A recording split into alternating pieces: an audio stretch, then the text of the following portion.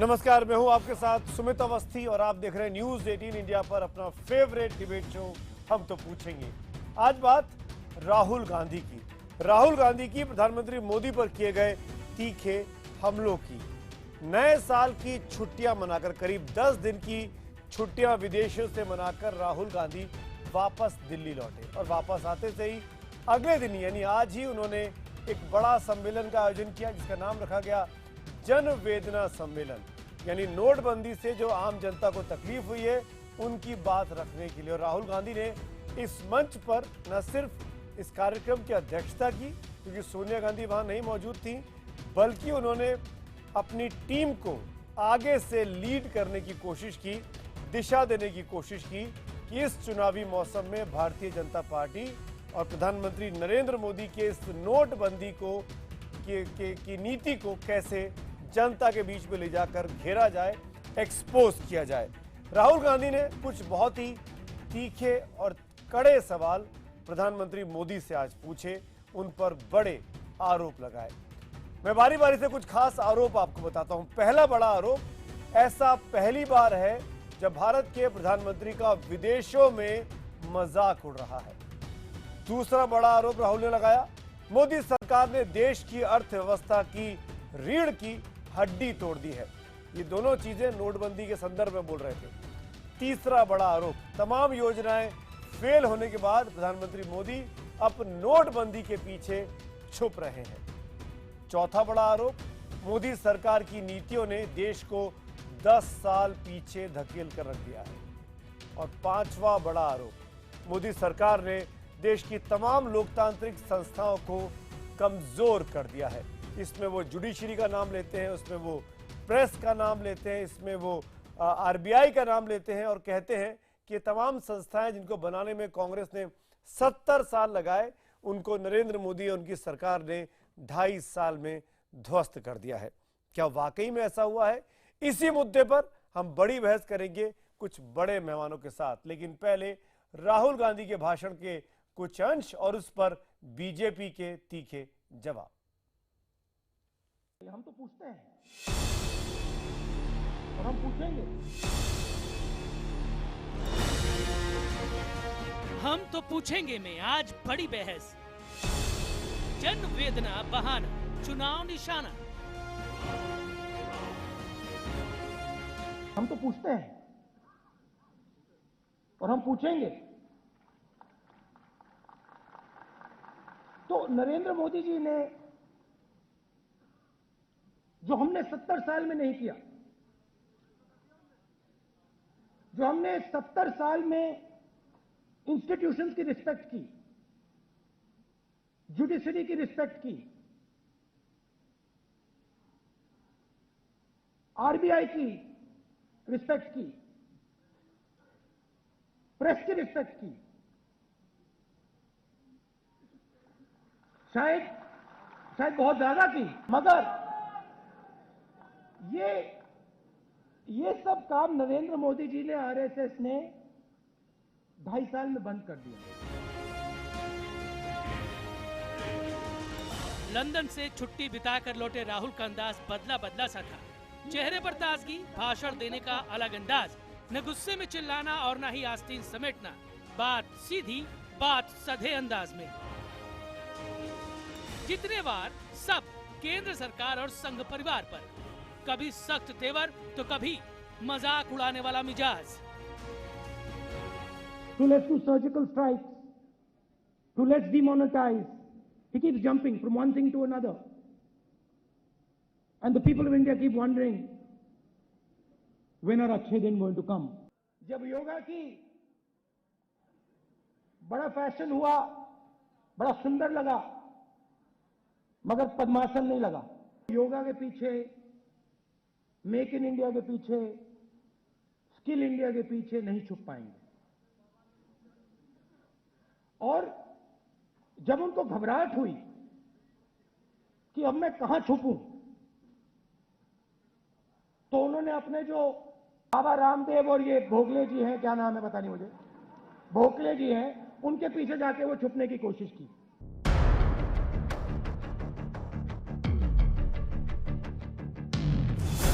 राहुल ने पूछा, news 18 India के आपके फेवरेट शो के अंदाज में ये कहते हुए पूछा कि हम तो पूछेंगे। पीएम बताया कि नोटबंदी के बाद बेरोजगारी क्यों बढ़ी, ऑटोमोबाइल सेक्टर में 60% की गिरावट क्यों आई। विदेश से छुट्टी मनाकर लौटे राहुल ने जब प्रधानमंत्री को गांव, गरीब और मजदूरों के बीच जाने की नसीहत दी तो बीजेपी के नेता भी आपा खोने लगे। अभी हाल फिलहाल में सुनने में आया है कि छुट्टी बिताकर लंदन से भी आए हैं। आज बड़े फिलोसॉफिकल अंदाज में उन्होंने भाषण दिया है। खुद राहुल गांधी कांग्रेस के आज सबसे बड़े वेदना है, तभी तो कांग्रेस उनको अध्यक्ष नहीं बना रही है। अभी भी बाहर से आए हैं तो लगता है एक शॉर्ट सर्किट हो गया है और उन्हें कुछ पता नहीं है कि भारत में क्या हो रहा है। तो आजकल पता नहीं क्यों राहुल नेता हैं, जनता के मुद्दे, जनता की वेदना उठाना उनका हक है। दूसरों की तरह राहुल को भी सरकार से पूछने का हक है। लेकिन हम तो पूछेंगे कि क्या राहुल का दावा ठीक है कि कांग्रेस ही लाएगी अच्छे दिन। एक बार फिर सुनिए हमारा आज का सवाल। आपके एसएमएस का मुझे लगातार इंतजार रहेगा इस शो में। हमारा आज का सवाल है कि क्या राहुल का दावा ठीक है कि कांग्रेस ही लाएगी देश में अच्छे दिन। अगर आपको लगता है हाँ तो HTP स्पेस देकर Y लिखिए, नहीं के लिए HTP स्पेस देकर N लिखिए और 51818 पर एसएमएस करें। #HTP और #चुनावी जनवेदना के जरिए भी आप अपने सुझाव हमको भेज सकते हैं। न्यूज 18 इंडिया के ट्विटर हैंडल पर और न्यूज 18 इंड के फेसबुक पेज पर। इस शो के दौरान इन राय को शुमार भी करेंगे, स्क्रीन पर दिखाएंगे। अब मेहमानों का परिचय बारी बारी से मैं करा देता हूं। सबसे पहले यहाँ स्टूडियो में हमारे साथ मौजूद हैं हमारे वरिष्ठ पत्रकार रामकृपाल सिंह जी। आपका स्वागत है रामकृपाल जी। साथ में भारतीय जनता पार्टी के प्रवक्ता सिद्धार्थ नाथ सिंह मेरे साथ जुड़ गए हैं। हमारे साथ कांग्रेस के वरिष्ठ प्रवक्ता संजय निरुपम जुड़ गए हैं, आज मुंबई के बजाय दिल्ली में संजय जी। सोमनाथ सिंह रॉय TMC के सपोर्टर हैं, समर्थक हैं, मेरे साथ कोलकाता से जुड़ रहे हैं। राकेश सिन्हा साहब RSS के विचारक हैं, वो मेरे साथ दिल्ली से जुड़ रहे हैं। और इन सब के साथ साथ हमारे साथ उदय प्रताप सिंह जी हैं जो कि NCP के प्रवक्ता हैं, वो मेरे साथ जुड़ रहे हैं। डिबेट की शुरुआत सबसे पहले मैं संजय निरुपम साहब आपसे करना चाहूँगा, क्योंकि हमने राहुल गांधी की बातें सुनी, बीजेपी के उस पर उनके काउंटर अटैक सुना।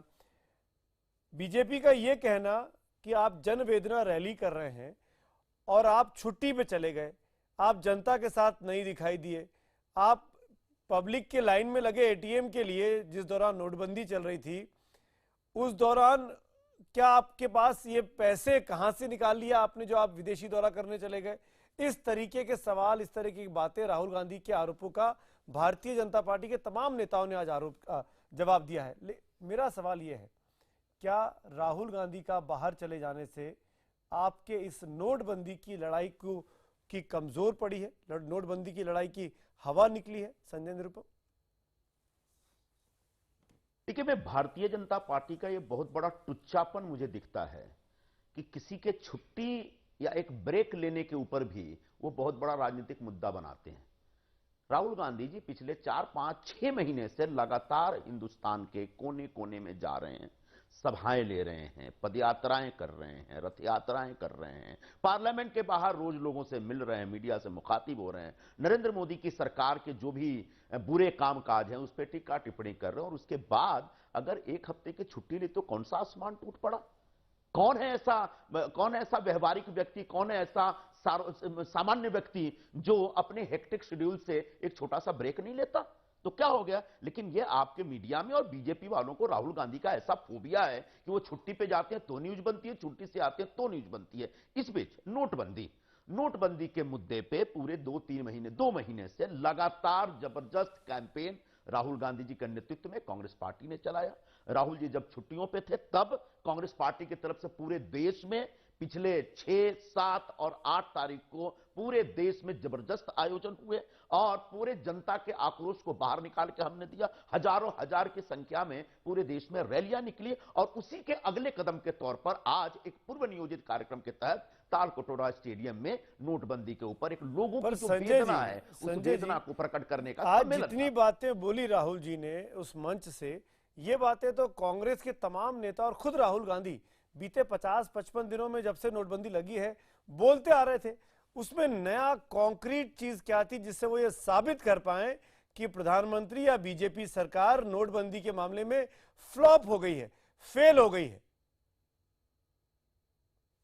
ऐसा है, उनके भाषणों के जो प्रमुख अंश थे उसे आपने खुद आज दिखाया है। अगर वो सारा पुराना घिसा पीटा था तो आप भी नहीं दिखाते, क्योंकि आप न्यूज का वैल्यू समझते हैं। तो आज राहुल गांधी जी ने यही बताने की कोशिश की है कि कैसे नरेंद्र मोदी की सरकार तमाम मोर्चों पे फेल हो गई और उसके बाद नोटबंदी की आड़ में अपने आप को छुपाना चाहती थी, और अब सच यह है कि इस मुद्दे पर भी पूरी तरह से फेल हो गई। हमने 5 सवाल किए हैं, राहुल गांधी जी ने 5 सवाल किए छुट्टियों पे जाने से पहले, आज तक उन सवालों का जवाब सरकार नहीं दे पाई। और अब नया निकल के आ रहा है कि आरबीआई को भी इन्हें धोखा दिया। बगैर आरबीआई को कॉन्फिडेंस में लिए 24 घंटे या कुछ घंटे पहले सूचित करके बताया कि नोट बैन करना है। पूरी दुनिया के अर्थशास्त्री नरेंद्र मोदी का मजाक उड़ा रहे हैं कि पूरे देश की अर्थव्यवस्था इन्हें खराब कर दी है। अगर दो अर्थशास्त्री अगर इसका समर्थन कर रहे हैं तो एक बाबा रामदेव और दूसरे स्वयं नरेंद्र मोदी। तो जब पूरी दुनिया में देश का मजाक उड़ रहा है, प्रधानमंत्री का मजाक उड़ रहा है, और जिन मोर्चों पे, जिन मुद्दों पे, जिन उद्देश्यों को लेकर के नोटबंदी की गई उस पर जब फेल हो रही है सरकार, तो उस बात को उजागर करने का ये एक मुख्य विपक्षी पार्टी के इन बड़े आरोपों का जवाब दीजिए कि नोटबंदी फेल हो गई, जिन मुद्दों के लिए नोटबंदी को लाई थी सरकार वो अचीव नहीं कर पाई। सिद्धार्थनाथ सिंह। देखिए, एक तो राहुल गांधी लोकतंत्र में बाहर जाए वो एक विषय है, वो कहीं जाते हैं, हमें आपत्ति नहीं है। कभी कभी जब आदमी टिप्पणी करता है तो उस दिशा में कर देता है। हाँ, राहुल गांधी भूकंप लाना चाह रहे थे, वो आज उनका भूकंप उनके ऊपर ही कहीं गिर गया है, तो उसका थोड़ा कांग्रेस को चिंता करनी पड़ेगी कि सुप्रीम कोर्ट का एक जजमेंट आ गया।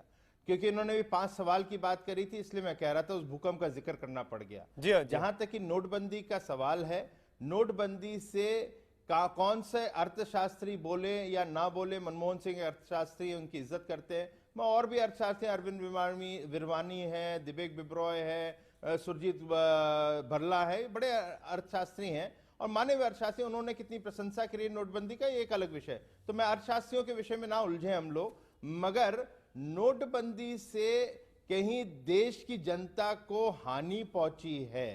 तो जितने भी चुनाव अभी सुमित जी हुए हैं, ये कहेंगे ये नीची वाली इकाई के चुनाव थे, चाहे वो महाराष्ट्र हो, गुजरात हो, मध्य प्रदेश हो, अन्य राजस्थान हो, हरियाणा में भी कल या परसों में हुए, चंडीगढ़ के हैं, मगर ऑपोजिशन ने वहां पे मुद्दा नोटबंदी जरूर बनाया था, मगर कहीं वो मुद्दा नहीं बना। वो स्थानीय इकाई के चुनाव थे, मगर वहां पे नोटबंदी का मुद्दा नहीं बना और वहां पे इनको मुंह की खानी पड़ी। तो जनता आखिरी में वही है जो समझदार है, वही वोट डालती है। तो उसने मोहर लगाई कि मोदी जी हम आपके साथ हैं, हमें तकलीफ जरूर हुई, पर लाइन में खड़े होकर हमने अपना पैसा जरूर निकालने में तकलीफ है, मगर लाइन में हम ही खड़े हुए और आपको हमने बीजेपी को जिताया। तो मेरे ख्याल से राहुल गांधी को सीधा सीधा नोटबंदी का नफा नुकसान तो राजनीतिक दल है, उनको समझ आया जाएगा कि कहां से मिलता है। और अर्थशास्त्र की बात करें, वो भी कहीं बहस करना चाहे तो अर्थशास्त्र पे मैं तैयार हूं बहस करने को। सिद्धार्थ जी, मैं आऊंगा आपके पास। संजय को मैं एक मौका और दूंगा रिबट करने का। संजय, निरुपम आपने हाथ उठाया, 20 सेकंड जवाब दे दीजिए, फिर मैं बाकी पैनलिस्ट के पास जाता हूं। आपने एक सवाल पूछा था कि राहुल गांधी जी लाइन में लग के पैसे निकाले थे। राहुल गांधी जी खुद लाइन में लगे थे, अपनी मां को लाइन में नहीं लगाए थे, लेकिन नरेंद्र मोदी अपनी मां को लाइन में लगाते हैं। ये दोनों में बहुत बड़ा फर्क है। आपको कैसे दूसरी बड़ी बात है कि जो राहुल गांधी ये अपनी मां को लाइन में लगाए थे, अपनी मां को तो लाइन में लगाए थे ना। संजय भाई, सब पूरा देश देखा, नहीं बिल्कुल देश देख रहा है सुमित, बिल्कुल उनकी मां गई लाइन में लगी और पैसे निकाले। भी कोई पूछे तो क्या मैं ये पूछूं कि सोनिया गांधी लाइन में क्यों नहीं लगी? मैं वही बता रहा हूं, क्योंकि हम अपनी माओं को अपने राजनीतिक फायदे के लिए बैंकों के बाहर नहीं लगाते। संजय भाई, आगे की बात छोड़। संजय भाई सुनिए ना, आपने टिप्पणी की है, ऐसे क्या छोड़ दीजिए। सुमित, आप अपनी टिप्पणी करके बस बोले छोड़ दीजिए। आपने अपनी बात के लिए मेरी बात नहीं सुनेंगे। अच्छा सुनिए, राहुल गांधी ने 2 बार पैसे निकाले 2,500 रुपए, और वो उसमें विदेश यात्रा करके आ गए। इस तरह का सवाल पूछूं मैं आपसे? इस तरह का सवाल पूछूं मैं आपसे? नहीं। अच्छा, अगला सवाल बिल्कुल इसी पे, इसका जवाब देता हूं मैं आपको। भारतीय जनता पार्टी के पास 16 करोड़ रुपए कहां से आए थे लखनऊ की रैली के लिए, गाड़ियां लाने के लिए? कोई बताए कौन से बैंक से निकाला था?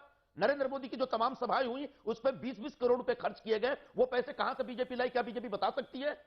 कौन से चेक से दिया, कौन से क्रेडिट कार्ड था, कौन सा डेबिट कार्ड था, कौन सा पेटीएम था? नहीं, बीजेपी कह रही है हमने व्हाइट में पेमेंट किया है, बीजेपी कह रही है हमने व्हाइट में पेमेंट किया है, चेक दिया है, क्रेडिट कार्ड से दिया है, बीजेपी कह रही है इस बात को। सिद्धार्थनाथ सिंह बैठे काउंटर कर देंगे आपको। दिखाइए, दिखाइए, आप दिखाएंगे, एक आप दिखाएंगे। I am sorry, I am sorry. क्या आप इनकम टैक्स के अथॉरिटी हो या सुप्रीम कोर्ट, कोई भी पार्टी दिखाएगी क्या कितना कहां पे खर्चा कर रही है? इतने ना समझ ना अनपढ़ आप लोग हो कि आप लोगों को ये भी नहीं समझ आता। जाओ हाई कोर्ट में जाओ, PIL फाइल करो और मांगो कहीं, फिर क्योंकि कहोगे कि इनकम टैक्स हमारी है। अरे आज जहां आपने जो सभा करी थी, संवेदना जो करी थी, उसमें कहां से आपको पैसा आया? मैं पूछ रहा हूं आपको, राहुल गांधी कहां से गए थे, उन्होंने कौन से क्रेडिट कार्ड से लिए थे? मैंने आपसे पूछा। मेरा जवाब सुनिए, मतलब एक स्तर पे बात करो, कहीं तर्क नहीं आता, बेवकूफे हो चुके हो। संजय निरुपम जी, थोड़ा सा सब्र के साथ अच्छी बहस करो। जवाब सुनिए कि यही सवाल नहीं, यही सवाल स्मिथ ने किया था कि फॉरेन गए तो क्या स्मिथ इनकम टैक्स ऑफिसर हैं? अभी तो कोई थोड़ी ना कुछ ना कुछ तो बदतमीजी करोगे ही करोगे आप। करके आप लोग बातचीत को लोअर लेवल पे ले आते हैं। बातचीत नहीं, को मैं आप दोनों को रोकूंगा, थोड़ा सा ऊपर आप दोनों को रोकूंगा। आप कर रहे हैं, आपने अभी लेकर आए, उनकी मां नहीं सिद्धार्थ खड़ी संजय, हुई जो मां को लगा देते हैं। सिद्धार्थ को जितना नीचे के लेवल पे लाती है। नहीं, मैं आप दोनों को रोकूंगा। क्या कृपया मेरे डिबेट की डेकोरम बना के रखें। बाकी आप निजी तौर पर और चुनावी रैलियों में क्या बोलते हैं वो आपकी मर्जी है, चुनाव आयोग देखेगा। रामकृपाल जी को लेकर आना चाहूंगा, फिर बाकी पैनलिस्ट के पास। रामकृपाल जी, आपने दोनों तर्क सुने, सरकार का तर्क भी सुना, राहुल गांधी का तर्क भी सुना, कांग्रेस का तर्क भी सुना। आपको लगता है कि राहुल गांधी की जितनी बातें थी आज की रैली में, उसके बाद ये जो जनवेदना सम्मेलन था, ये चुनावी नहीं था क्या? ये कांग्रेस के वोट पाने के लिए नहीं था क्या, या वाकई में जनता जनार्दन की चिंता को लेकर था? सुमित जी, मैं कोई आरोप नहीं लगाना चाहता, मैं एक बात कह रहा हूं, जितनी बातें राहुल जी ने कही हैं मैं मानता हूं कि सब सही हैं। चलिए कोई बात नहीं। देखिए 2.5 साल हो गए, जो बातें जैसा आप कह रहे थे, राहुल जी ने आज जो बातें कही हैं, कांग्रेस के तमाम वरिष्ठ नेता वो सारी बातें कह चुके हैं। चलिए राहुल जी ने भी दोहराया, उनका अधिकार है। मैं एक बात कह रहा हूं कि इस देश में जो जो चीजें हैं, जैसे काला धन एक समस्या तो है ही है, बीमारी है। मान लीजिए मोदी जी ने उसका गलत इलाज किया। सवाल 2.5 साल से मैं देख रहा हूं कि कांग्रेस कोई वैकल्पिक नीति आती है क्या उसकी। मैं आज ये देख रहा था कि ठीक है बुराइयों के बावजूद, लेकिन कांग्रेस अपनी कोई फॉरवर्ड प्लानिंग, कोई ऐसी चीज तो बताएगी कि क्या अगर हम होते तो क्या करते, या हम आएंगे तो क्या करेंगे। एक चीज बता दूं, शुरू के जब मोदी जी आए तो आपको याद होगा कि तमाम कांग्रेस के वरिष्ठ नेता कहते थे कि ये तो हमारी ही नीतियों पर अमल कर रहे हैं, ये तो हमारी पॉलिसी। यानी आपने कहा कि मोदी जी ने कांग्रेस की तमाम वो आर्थिक नीतियां और सामाजिक नीतियां हड़प ली, इंप्लीमेंट किया। आप कम से कम एक पैमाना बताते कि उन नीतियों को आपने ठीक से नहीं किया है। अब चलिए नीतियां तो आपकी मोदी जी ले गए, और आप नारा जो है, आप बीजेपी का नारा, अब नारा भी आप अपना नहीं बना सकते हैं, अच्छे दिन हम लाएंगे। मैं आपको उदाहरण एक दे रहा हूं, श्रीमती गांधी जब आई 71 में, उन्होंने खुद बड़ी लकीर खींची थी, गरीबी हटाओ, प्रीवी पर्स की समाप्ति और बैंकों का राष्ट्रीयकरण। एक जब आप नया नारा उछालते हैं समाज में, तब लोग आपकी तरफ देखना शुरू करते हैं। राजीव जी ने क्या गलती की, 400 सीट लाने के बाद भी उनको लगा, जब दूसरा इलेक्शन लड़ने गए तो अयोध्या में जाके उन्होंने क्या कहा, राम राज्य हम लाएंगे, और नतीजा क्या हुआ, हार गए। मैं एक बात कह रहा हूं, कांग्रेस से मैं बड़ी अपेक्षा रखता हूं कि आप एक दावेदार हैं, आप एक राष्ट्रीय पार्टी हैं, आप मोदी बीजेपी के एक विकल्प बनना चाहते हैं। आप ठीक है उनकी आलोचनाएं कीजिए, लेकिन ये कोई बड़ी लकीर तो आप खींचेंगे।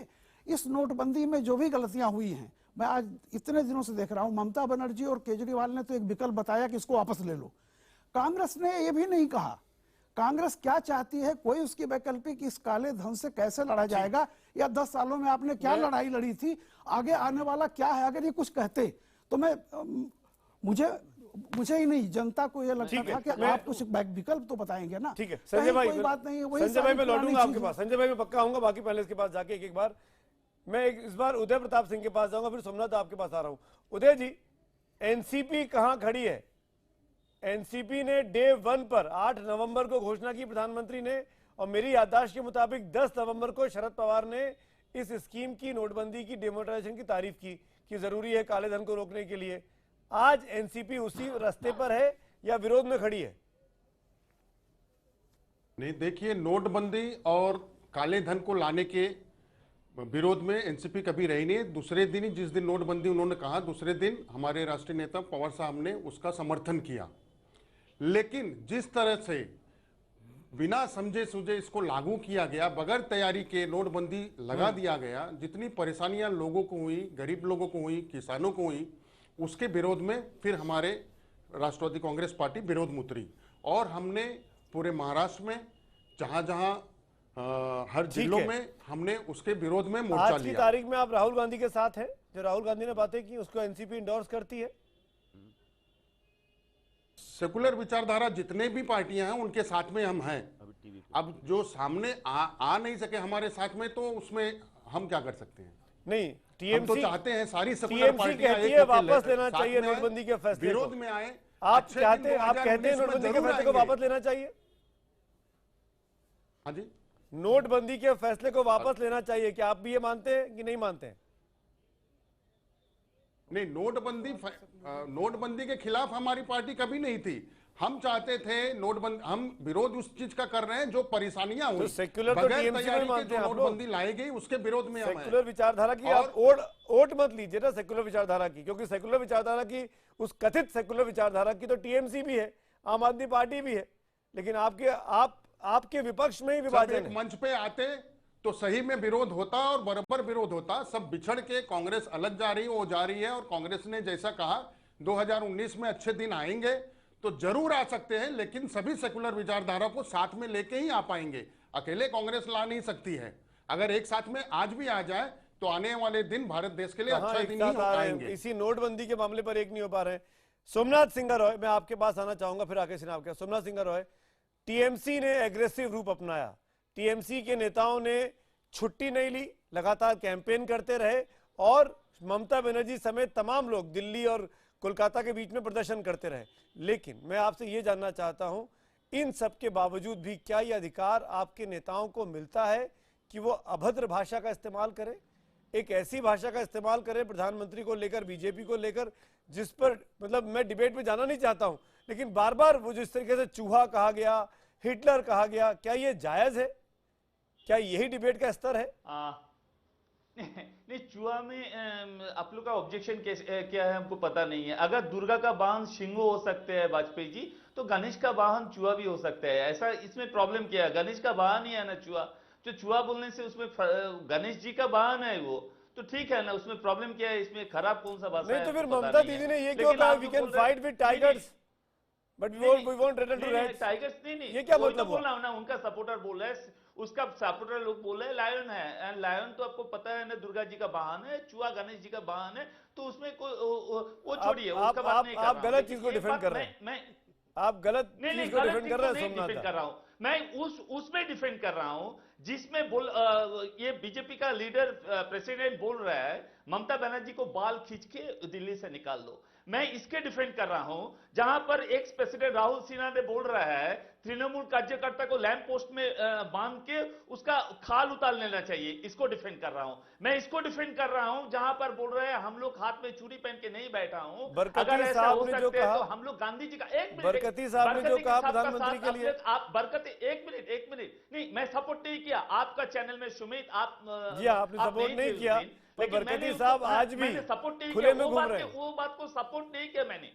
खुले हम घूम रहे हैं ये अलग चीज है, लेकिन उसको सपोर्ट मैंने नहीं किया। लेकिन एक बात नहीं, सपोर्ट नहीं किया मैं, हम लोगों ने कोई सपोर्ट नहीं किया। कोई एक भी तृणमूल का स्टेटमेंट दिखाइए, कोई भी लीडर का। मैं छोटा मोटा एक तृणमूल का कार्यकर्ता हूं, लेकिन आप एक भी तृणमूल का लीडर को दिखाइए जो ये बताया जो बरकती साहब नरेंद्र मोदी का अगेंस्ट में नहीं, पर जो आज कल्याण बनर्जी ने बोला, जो आज ममता बनर्जी ने बोला 2 दिन से सिद्धार्थनाथ नहीं कहां पर बोला है, कहां पर बोला है? बरकती को सपोर्ट किया है, बरकती बोला है। मैं ममता दीदी की बाइट सुनाऊं? जवाब दे दूं मैं। हाँ, बाइट सुनाइए और दिखाइए। वो बोला है बरकती बताया उसका 25 लाख कर रहा था, 25 लाख सिद्धार्थनाथ सिंह बगल में बैठ के इद्रिस अली आपका एमपी ताली बजा रहा था, वो कौन था? हुआ एक मिनट, कौन था? इद्रिस अली कौन है आपका? वो ताली क्यों बजा रहा था जब बरकती बोल रहा था? हो गया आपका बात हो गया। अरे झूठ बोलो, खुलेआम तो मत बोलो। नहीं झूठ नहीं, सिर्फ- सिद्धार्थ सिंह सिर्फ- हमको तो सिर्फ बोलने मौका दीजिए, आप तो बड़ा सीना लीडर चौड़ा है, करके मेरा मत बोलो जैसा झूठ। छोटा आदमी का तो ना। और कल्याण बनर्जी नहीं, ने मेरा- ये बोला मेरा था, तो चूहा public- बोला था मेरा खाली। तो public- कल्याण बनर्जी मेरा- ने क्या बोला था, मेरा एक बाप public- का बेटा। आपने नहीं शर्म नहीं आती आप लोगों को, प्रधानमंत्री एंकर के ने ऐसे हमको शब्दों को पूछा इस्तेमाल है, करते हैं आप लोग। एंकर, अरे प्रधानमंत्री का आप लोग कौन सा भाषा आपको इस्तेमाल कर कोई रहे हैं? ममता व्यक्तिगत बनर्जी नहीं का है यहाँ पे, इसमें? देश का प्रधानमंत्री कौन सा है। भाषा के कौन सा भाषा इस्तेमाल करने का बाद गणेश पांसे का मर्डर हो जाते हैं। सोमनाथ कौन सिद्धार्थ सा नाथ भाषा सिंह, आप इस्तेमाल दोनों करने का को थोड़ा बाद देर- यहाँ पर कानपुर के मर्डर थोड़ी होते देर हैं। ठंडा करता हूँ, कौन सा राकेश सिन्हा भाषा में आता हूँ, मैं इस्तेमाल चाहता हूँ देखो, कल्याण बनर्जी, एक मिनट, सिद्धार्थ नाथ सिंह, सोमनाथ सिंह रॉय जी, सोमनाथ सिंह रॉय जी, बंद हो चुकी है। ये दोनों साउंड बाइट्स जनता के लिए चलानी बहुत जरूरी है। कल्याण बनर्जी की, जो कि टीएमसी के सांसद हैं, और खुद ममता बनर्जी की, जो कि टीएमसी की मुखिया हैं। क्या कहा उन्होंने नरेंद्र मोदी के बारे में, प्रधानमंत्री के बारे में, इन बयानों को सुनिए और फिर मैं वापस लौटता हूं मेहमानों के पास। চ্যালেঞ্জ জানিয়ে গেলাম, শুনে রাখুন নরেন্দ্র মোদী, শুধু তপস বল সুদীপ বন্দ্যোপাধ্যায় কেন, আপনি আমাদের 54টা এমপিকে উচ্ছেদে বললেও পশ্চিমবাংলা যে আন্দোলন হবে, যে উচ্চারিত হবে, ভেবেছে তৃণমূল হচ্ছে নরম মাটি, ভালো করে উগড়াই, ভালো করে উপড়াই। আরে নরম মাটি হলে তো ইঁদুরেও ধাক্কা দেয়, তৃণমূলের মাটিটা হচ্ছে উর্বর মাটি। सोमनाथ दा, आप तो बांग्ला को समझते हैं, जानते हैं, वरना मैं ट्रांसलेशन बता दूं। बांग्ला में समझते हैं इसीलिए बोला, इसमें खराब क्या बोला है? आप लोग, मेरे सुदीप बंदोपाध्याय हमारा एमपी यहाँ पर कैलाश विजयवर्गीय बैठे बैठे बोल रहे हैं अभी तो बाकी है, क्या झांकी है? ये तो सिर्फ झांकी है, अभी भी तृणमूल का लीडर जेल जाना बाकी है। इन लोगों को पता कैसे तो चलते हैं कि इसमें तृणमूल लीडर अपशब्द को जेल कहाँ जाना हुए? पड़ेगा? यहाँ पर बीजेपी पार्टी, यही तो बोला हूं ना, बीजेपी पार्टी ऑलरेडी सिलेक्ट करके रखा है, कुछ नहीं है यहाँ पर बंगाल में स्टेप रखने के लिए। सिर्फ इन लोग कोई भी केस में सीबीआई को इस्तेमाल करो, नहीं तो ईडी के इस्तेमाल तो करो। सोमनाथ दा, आप इनको ये कह रहे हैं MLA कि नोटबंदी का आपने विरोध किया, इसीलिए आपके लोगों को अरेस्ट किया गया? रोज वैली का मामला क्या आप ही बताइए ना सुमित जी, आप ही बताइए ना। 1.5 महीना हो गया, कभी भी सुदीप बंदोपाध्याय, 1.5 बरस हो गया सुदीप बंदोपाध्याय के अगेंस्ट कुछ भी नहीं किया। जब नोटबंदी के लिए ममता बनर्जी ने सामने आया है, उस टाइम सुदीप बंदोपाध्याय अरेस्ट हो रहा है, उस टाइम शताब्दी का पास जा रहा है एसएमएस। आप लोग को, आप तो सुमित, आप तो एंकर है, आप तो पूरा पत्रकार है, आपको भी ये, मैं सोमनाथ दा, मैं तो बोल रहा ऐसा हो रहा हूँ, है। एजेंसीज तो अपने हिसाब से काम करती है ना, मुझसे पूछ के तो काम नहीं करता है सीबीआई। जब सीबीआई गई अरेस्ट किया, आप बोल रहे हैं, आप जैसे एक सांबादिक बोल रहे हैं एजेंसी सीबीआई अपना मर्जी से काम करते हैं। आपको पता नहीं है सुप्रीम कोर्ट क्या बोला, आपने पता नहीं है। और अमित शाह ने जब अरेस्ट था, वो छूटने के बाद अरुण जेटली ने बोला था जो सीबीआई जैसे गवर्नमेंट, आप सब बोलते हैं, ये मैं जानता हूं कि सीबीआई द केज्ड पैरेट, सब लोग बोलते रहे, खुद सुप्रीम कोर्ट ने कहा है, आप लोग तमाम विवादों में बोलते रहे। ये हमारा बात नहीं है, सबको प्रूव है, हमारा बात नहीं है, सबको मालूम है ना। नहीं तो किसके लिए काम करते हैं? सोमनाथ दा, आपकी बात मैं मानता हूँ, आपकी बात मैं मानता हूँ, एक मेरी बात का जवाब दीजिए। जब सुदीप बंदोपाध्याय की गिरफ्तारी हुई, बीजेपी के दफ्तरों पर हमला हुआ कोलकाता में और पश्चिम बंगाल में, उसके बाद कितनी अरेस्ट हुई? नहीं, उसके बाद कितनी अरेस्ट हुई आपकी? एक बात बता रहा हूं, वहां तो पुलिस आपकी है, वो तो आप इंडिपेंडेंट है आपके हिसाब से। सुमित आपका क्वेश्चन मेरा दिमाग में है, आप बताइए, वहां पर पहले तृणमूल कांग्रेस का कोई कार्यकर्ता, कोई भी सपोर्टर बीजेपी ऑफिस अटैक नहीं किया। मैं बता रहा हूं, इससे पहले कुछ दिन पहले कांग्रेस पार्टी ने वहां पर एक सभा करने के लिए गया था, उस टाइम भी वही बीजेपी पार्टी ऑफिस पे लाठी लेकर उन लोगों को भगाया। मैं बता रहा हूं, सिर्फ ये नहीं है, इलेक्शन का टाइम में वही बीजेपी लाठी लेकर अपना का जो स्टाफ है, अपना जो स्टाफ है, जो उन लोगों के लिए टिकट के लिए बाहर कर रहा था, उन लोगों को भी लाठी देकर भगाया। बीजेपी लाठी लेकर निकलना नया नहीं है, ये बहुत पुराना खेल है इन लोगों का। सिद्धार्थ इनको थोड़ा ये शोर कम मचाएं। ऐसा है, मैं नहीं शोर नहीं मचाऊंगा, लेकिन झूठ ने मत सीबीआई का विषय उठा रहे हैं बार बार। एक प्लीज अलाउ मी टू, जो सीबीआई का ये विषय जो उठा रहे हैं, सीबीआई को केज पैरेट बोला था, जो केज पैरेट बोला था वो सुप्रीम कोर्ट में जब यूपीए की सरकार थी। 1 साल पहले शारदा चिट फंड पे कपिल सिब्बल टीएमसी को रिप्रेजेंट करते हुए गए थे सुप्रीम कोर्ट, तो सुप्रीम कोर्ट कहा कि हम दखल नहीं करेंगे, इन लोग सीबीआई अच्छा काम कर रही है और फेयर काम कर रही है, इसलिए हम दखल नहीं करेंगे। मतलब यह था कि केज पैरेट नहीं रहा सीबीआई। अब सीबीआई से भी कोर्ट पूछ सकता है कि भाई आपने 1 साल पहले क्यों नहीं किया। सीबीआई ने 1 साल पहले एक एफिडेविट भी दिया था सुप्रीम कोर्ट को, अनेक उसमें चिटफंड कंपनी थी जिसमें रोज वैली भी था, कि हमारे पास इतनी अभी स्ट्रेंथ नहीं है कि हम हर चिटफंड कंपनी जो आपने 2013-2014 में हमें इन्वेस्टिगेट करने को कहा गया वो हम सब इन्वेस्टिगेट ये ऑलरेडी प्लीज अरे सुदेव, अरे चोरी करी है तो पकड़ा जाएगा ना भाई, नहीं करी है तो आप क्यों चिल्ला रहे हो? कौन सा चोरी? अरे भाई चोरी करी है तो उसको पूछा जाएगा। सिद्धार्थ जी और सोमनाथ जी, सिद्धार्थ जी और सोमनाथ जी, की दाढ़ी में तिनका ममता जी के दरवाजे पहुंच, ऐसे तू में करेंगे तो किसी की बात नहीं जा पाएगी। सॉरी, गई है, ठीक है, जमीन खिसक, ठीक है, मैं वापस राहुल गांधी पे लौटता हूँ। राकेश सिन्हा टिप्पणियां करते हैं, आप लोगों को कहीं राकेश सिन्हा इमाम है उसको अरेस्ट करो। ठीक है, ये दिमाग में रखना। मैं राकेश सिन्हा के पास जा रहा हूँ। Somnath Das, Siddharth Nath Singh, Rakesh Sinha, thanks for your patience Rakesh ji, पहली बात तो। और दूसरी बात, राहुल गांधी ने कहा कि इस सरकार को नरेंद्र मोदी और मोहन भागवत अपने हिसाब से चला रहे हैं, अपनी मनमर्जी से चला रहे हैं। आरएसएस का इंटरवेंशन होता है। जो नोटबंदी लागू हुई उसमें उन्होंने अनिल बोकिल का नाम भी लिया, इशारा किया कि आरएसएस, और रामदेव का नाम लिया कि ये सब कुछ आरएसएस के इशारे पर हो रहा है, ऐसा इशारा किया, क्लियरली नहीं बोला। क्या मोहन भागवत की ही दखलंदाजी से ये सरकार चल रही है? पहले तो इस बात का जवाब दीजिए, फिर मैं अगला सवाल पूछूंगा। देखिए, मैं राहुल गांधी विपक्ष के नेता हैं, उनको आरोप लगाने का अधिकार है, लेकिन मुझे लगता है संसदीय जनतंत्र में जिस स्तर पर वो आरोप लगाते हैं उससे उन्हें लगता है कि राजनीति का एबीसी सीखना चाहिए। आरएसएस का कार्य क्षेत्र क्या है शायद राहुल गांधी को नहीं मालूम। आरएसएस के सरसंघ चालक देश में 1 साल में पूरे देश का एक एक स्थान का दौरा करते हैं। उनके पास इतना वक्त नहीं है कि साउथ ब्लॉक में क्या हो रहा है क्या नहीं हो रहा है। उनके पास इस बात का वक्त है कि सुदूर आदिवासी क्षेत्र में, सुदूर दलित क्षेत्र में क्या हो रहा है। आज उनके सामने एजेंडा है एक कुआं का, एक शमशान का, एक मंदिर का। इसलिए राहुल गांधी जी कृपया अपने पूर्वजों से भी सीखिए। आपके पूर्वज इंदिरा गांधी और जवाहरलाल नेहरू को भी मालूम था, संघ से वे भी लड़ते थे, लेकिन आरोप लगाने की उनकी अपनी सीमाएं थी, मर्यादाएं थी। अब मैं एक सवाल और उसमें उठाना चाहता हूं। राहुल गांधी ने कहा कि इंस्टीट्यूशंस को बर्बाद कर रहे हैं ये लोग। मैं यहाँ संजय निरुपम जी बैठे हुए हैं, वे भी वरिष्ठ पत्रकार रहे हैं, रामकृपाल सिंह जी हैं।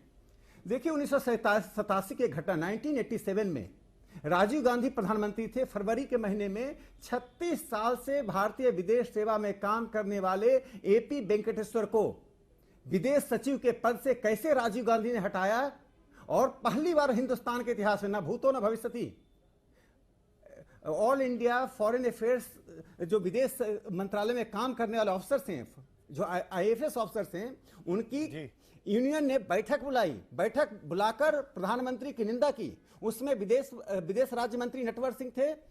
उसके सचिव को बुलाकर कहा यदि ऐसा करेंगे तो प्रधानमंत्री इसको अच्छे नहीं लेंगे, लेकिन उनकी निंदा की गई। दूसरी घटना मैं संजय निरुपम जी को याद दिला दूं, 27 फरवरी 2013 को उनकी सरकार के प्रधानमंत्री और कैबिनेट ने एक ऑर्डिनेंस जारी किया। वो सर्वोच्च न्यायालय का फैसला था। सर्वोच्च न्यायालय के फैसले के खिलाफ ऑर्डिनेंस था, जिसमें एमपी और एमएलए का जो लोग क्रिमिनल्स हैं उनके क्वालिफिकेशन पर सवाल उठाया गया था, उनको डिस्क्वालीफाई करने की बात कही गई थी। उस ऑर्डिनेंस को 27 फरवरी 2013 को राहुल गांधी ने जिस तरह से तार करके फाड़ा और कहा कंप्लीट नॉनसेंस, इस 2 शब्द का प्रयोग किया, कंप्लीट नॉनसेंस। ये संस्थाओं का डी इंस्टीट्यूशनलाइजेशन, इससे बड़ा क्या हो सकता है। मैंने 2 उदाहरण दिए, राजीव गांधी का और राहुल गांधी जवाब लेता हूं। तीसरी बात कहना चाहता हूं, बहुत बड़ी बात तो थी, संजय निरुपम जी कह रहे थे। एक बात मैं इसको कह दूं, एक छोटी सी बात पूरा कर लूं। देखिए लाल बहादुर शास्त्री की पूरे हिंदुस्तान, पूरे विश्व में खिल्ली उड़ाई गई थी जब प्रधानमंत्री बने थे। तो आप ध्यान रखिए, महात्मा गांधी को अफ्रीका में खिल्ली उड़ाई गई थी, श्वेतों ने खिल्ली उड़ाई थी। विदेशी अर्थशास्त्री क्या कहते हैं, उससे देश नहीं चलेगा, देश चलेगा। हिंदुस्तान की जनता क्या कहती है, हिंदुस्तान की जनता डिमोनेटाइजेशन के साथ है, विपक्ष डिमोनेटाइजेशन के खिलाफ है। निर्णय कर लीजिए, और निर्णय चुनावों में आ रहा है।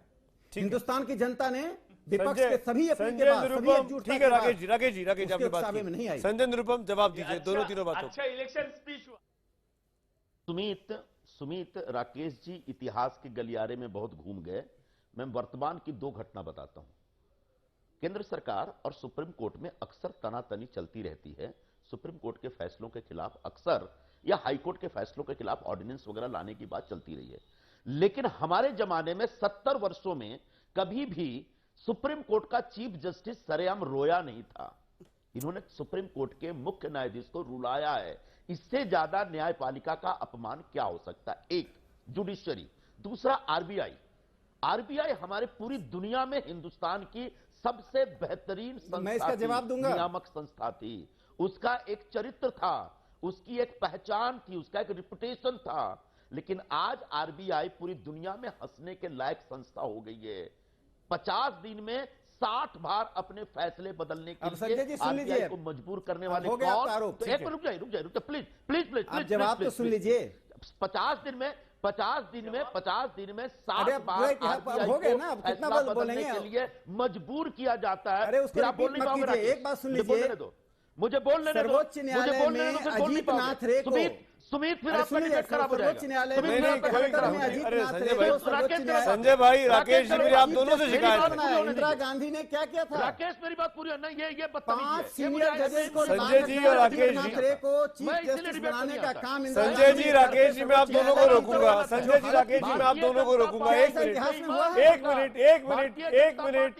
एक मिनट संजय, निरुपम, राकेश सिन्हा, आप दोनों को रोकूंगा। ये सवाल का जवाब सवाल नहीं हो सकता है। डिबेट का मतलब होता है तर्क पे आप वितर्क दीजिए और उसके बाद सवाल पूछिए। नहीं, संजय जी, संजय जी, संजय जी, संजय जी, संजय जी, संजय जी, संजय जी, संजय जी, संजय जी, संजय जी, आपसे 2-3 सवाल किए राकेश सिन्हा ने, आपको उनके जवाब नहीं देने, आपको उनके जवाब नहीं देने, आप कुछ और जवाब देंगे? नहीं, बिल्कुल नहीं। सुनिए ना, मेरी बात सुनिए। आप राकेश सिन्हा के सवालों के जवाब मत दीजिए, पर मैं आपसे पूछ रहा हूं, हम आपसे पूछ रहे हैं संजय जी, संजय जी, मैं आपसे पूछ रहा हूं, संजय जी, मैं आपसे पूछ रहा हूं, संजय जी, मैं आपसे पूछ रहा हूं, मेरे सवालों के जवाब दीजिए। संजय जी, मेरे सवालों के जवाब दीजिए। 10 साल में, अरे आपकी सरकार की बात कर रहा हूं संजय भाई, मैं आपकी सरकार की बात कर रहा हूं। संजय भाई नहीं, 10 साल में मुझे बताइए ना, 10 साल में क्या आपके जमाने में संस्थाओं की आलोचना नहीं हुई? मैं गिनाऊं आपको, मैं बताऊं आपको, मैं बीते 10 साल की बात कर रहा हूं। मैं 1975 की इमरजेंसी की बात नहीं कर रहा हूं। मैं कवर कर रहा था पीएमओ को, मुझे पता है। मैं कांग्रेस पार्टी कवर करता हूं, मुझे पता है कि क्या किस तरीके से संस्थाओं पर, आपके नेताओं के व्यवहार पर भी टिप्पणियां हुई हैं। जो बात राहुल गांधी के ऑर्डिनेंस फाड़ने वाली है, एक वो है। क्या आप जरा मेरा जवाब सुनिए। आप तो यार एंकर हो कि बीजेपी का प्रवक्ता समझ में नहीं आता। अरे मैं आपसे सवाल कर रहा हूँ, बीजेपी का प्रवक्ता हो गया? मैं आपसे सवाल कर रहा हूँ, मैं बीजेपी का प्रवक्ता हो गया? क्या बात कर रहे हैं आप संजय निरुपम? मैं संजय जी बोल रहा हूँ और आप मेरा सुन नहीं रहे। अब राकेश सिन्हा की जवाब नहीं दे रहे, मेरे सवाल का जवाब तो दीजिए। मेरे सवाल के जवाब तो दीजिए। आप गलत कर रहे हैं। आप मेरे सवाल के जवाब तो दीजिए। आप मेरे सवाल के जवाब दीजिए। आपने मुझ पर बड़ा आरोप लगाया है, आपने मुझ पर बड़ा आरोप लगाया है। नहीं, मैं नहीं जाऊंगा ये। नहीं, बिल्कुल नहीं। आपके पास जवाब नहीं है, आपके पास जवाब नहीं है। राहुल गांधी ने मनमोहन सिंह के प्रधानमंत्री के इंस्टीट्यूशन को बेइज्जत किया था कि नहीं किया था? ऑर्डिनेंस बढ़ के मनमोहन सिंह के ऑर्डिनेंस को बेइज्जत किसने किया? प्रधानमंत्री की कुर्सी को।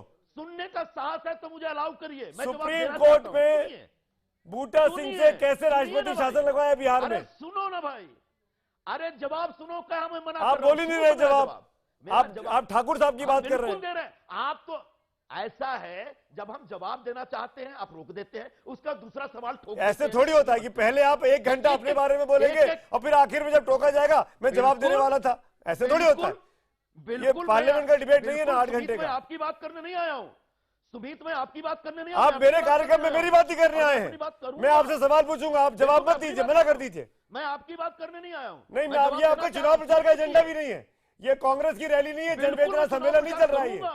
ये तालकटोरा स्टेडियम नहीं है। पार्टी का प्रवक्ता हूं, चुनाव प्रचार करूंगा। नहीं, अगर आप चैनलों को चुनाव नहीं, प्रचार का माध्यम बनाएंगे तो मैं चुनाव प्रचार करूंगा। संजय भाई, आपको मेरे सवालों का जवाब देना पड़ेगा।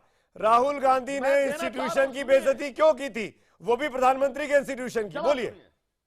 जवाब सुनिए, जवाब सुनिए। राहुल गांधी जी कांग्रेस पार्टी के एक सांसद, और इस नाते जब सरकार सुप्रीम कोर्ट के आदेश के खिलाफ अध्यादेश लेके आना चाह रही थी, आई थी, तब उन्होंने प्रेस में कहा था कि मैं इसके खिलाफ हूं, और तब अध्यादेश कोई फाड़ा नहीं था। डस्टबिन में फेंक दो, मैं इसको फाड़ दूं, डस्टबिन में फेंक दूंगा फाड़ के।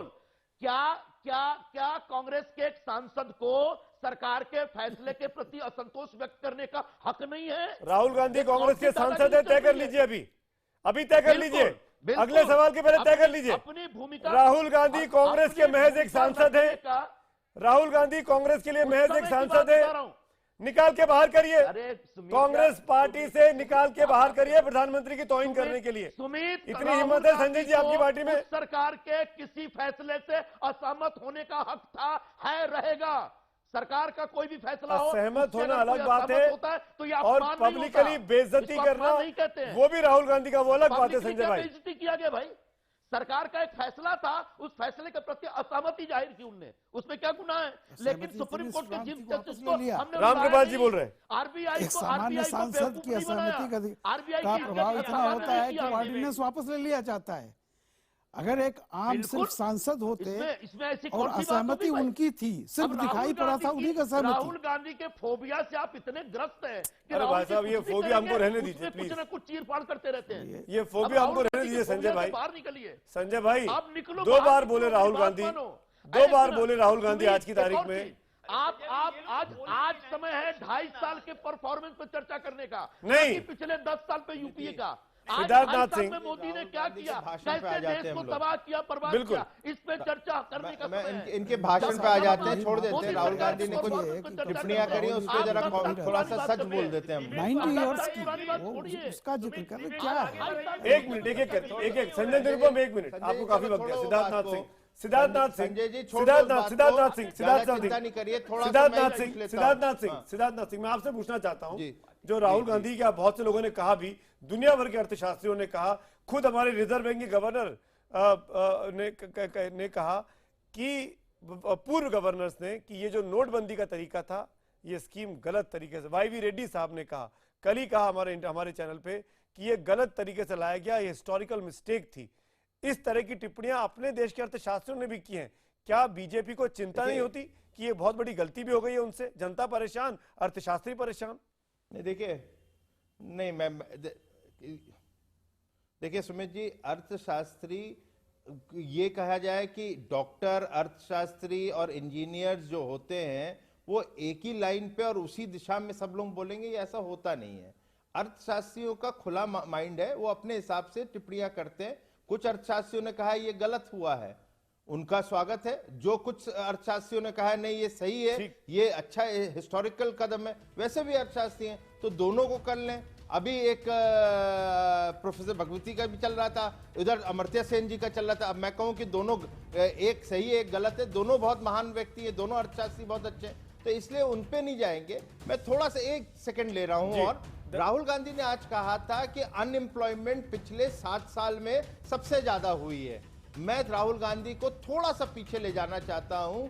इस देश के अंदर 2009-2010 के अंदर 9.3% अनएम्प्लॉयमेंट रेट था, और जब तक कि यूपीए की ये सरकार रही है, उस कार्यकाल को कहीं मैं 5 साल का जोड़ता हूं, 7.6% था। सिद्धार्थ जी, बहस लंबी चलेगी, 5% है। सिद्धार्थनाथ सिंह, सॉरी, मैं माफी चाहता हूं, डिबेट क्योंकि संजय निरुपम के तर्कों की वजह से काफी लंबा डिबेट हो गया था, माफी चाहूंगा तमाम पैनलिस्ट का। लेकिन ब्रेक के उस पार नतीजे बाकी बने रही हमारे साथ।